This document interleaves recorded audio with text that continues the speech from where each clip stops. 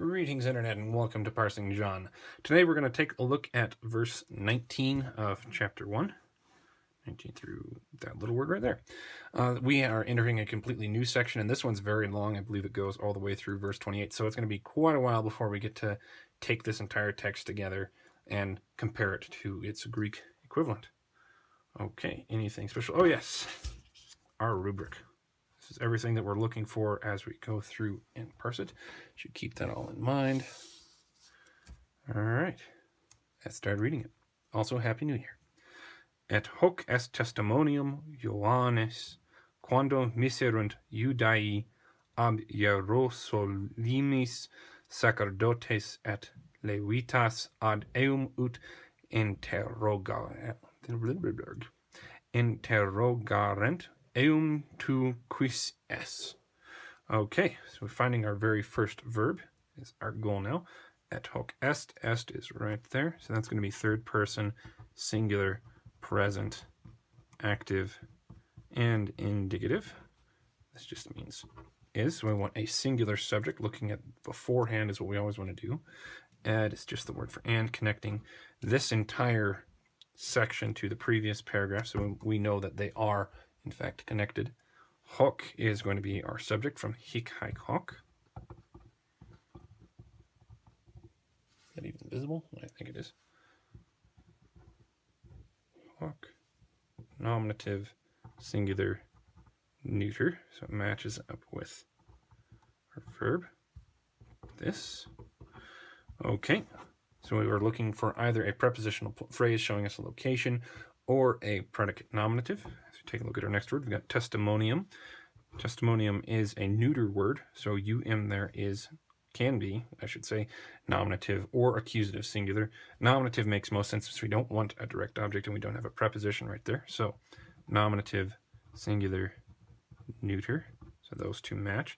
This hoc would be in reference to the word testimonium in the previous paragraph. So that also fits.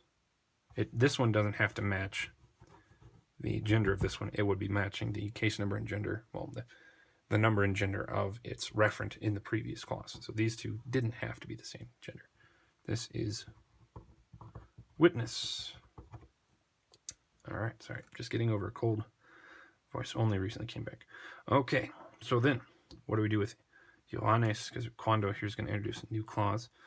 This one is going to be, I believe, short is from a third declension, so that's going to be genitive, singular, and masculine of John. All right, and this is witness of John. Quando. Quando means when. Our next verb, oh, it's right there, miserunt. It's going to be a long E. This comes from mito, mittere, misi, so only one S, no T's, tells us this, that erunt is going to be third, plural, perfect, active, and indicative. Just mean sent. So we want a plural subject. Iudaei could be our plural subject. That's a long I right there. But this one is normally going to be an adjective. Iudaios, iudaia, iudaion. So it could only be our standalone subject if it were a substantive. It means Jews. And of course it could also be a genitive singular. But since this is a verb right in front of it and a prepositional phrase after it, that doesn't make very much sense based on where it is placed. So nominative, plural, and masculine. Prepositional phrase, these two do not match, so the prepositional phrase ends there. Sacerdotes, we've got es right there, which could be a nominative or accusative plural ending. So this could be our subject, noun, plural, and I believe this is also masculine, and this means priests. I suppose I should write the adjective form too. Jewish. All right, so if this were the last word in the sentence, it would actually be most appropriate for us to take as the accusative because this wants a object. We don't have to, but it would still fit best as the direct object. Since we do have a nominative, we got a prepositional phrase, all we would be lacking then is a direct object.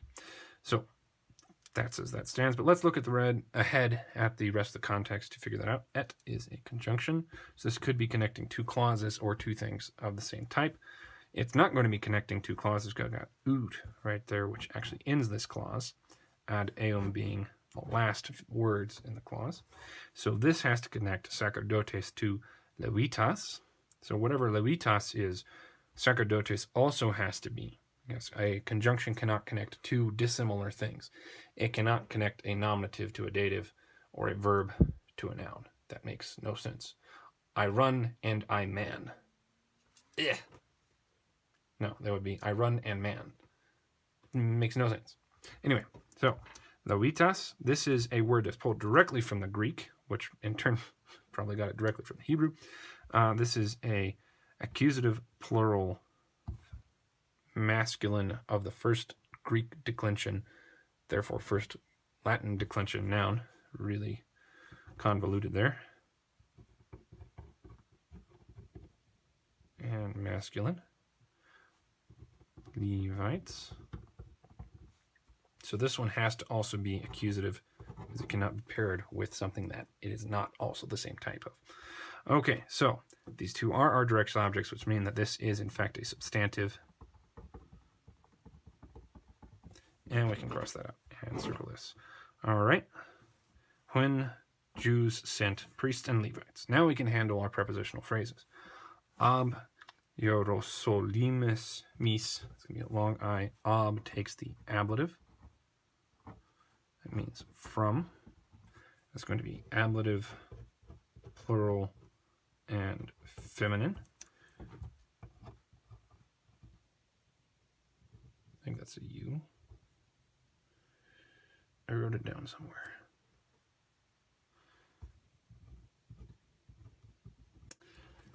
Those just don't look very much alike. Weird. Okay, I hope that's spelled correctly. From Jerusalem, ad eum. This is going to take the accusative, which we do have from our demonstrative is id, and that's singular masculine. To him, showing a location. All right, so far so good. Now we have our ut clause.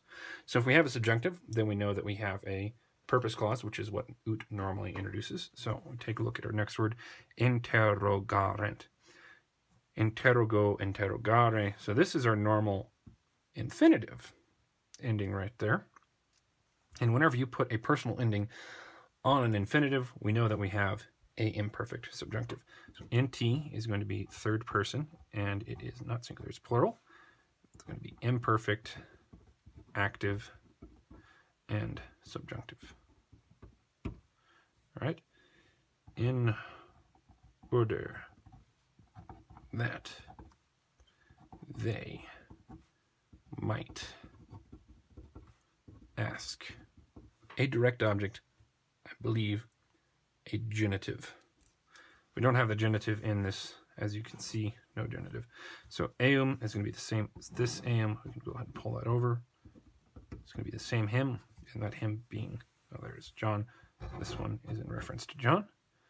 Okay, and then we have our direct quote there, to, and s is going to be a direct quote rather than an indirect statement. If it were an indirect statement, then it would be in the third person. So quote marks there. You, to, is a nominative singular. It is neither masculine nor feminine, because there are not individual masculine and feminine forms. Our verb is s, sum s, so that's going to be second person, singular, present, active, and indicative. Are, quote, quis. This is from quis quid, our interrogative pronouns.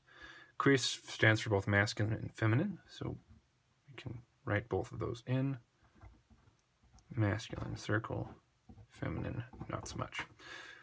And that just means who. All right, so there is all of the translation of this verse from the top.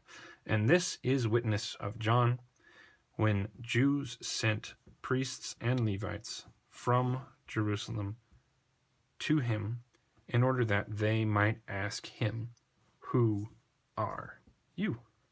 All right, there's verse 19. I hope taking a look at this has been very interesting for you, and I hope you join me for my next video. Have a happy new year, and farewell.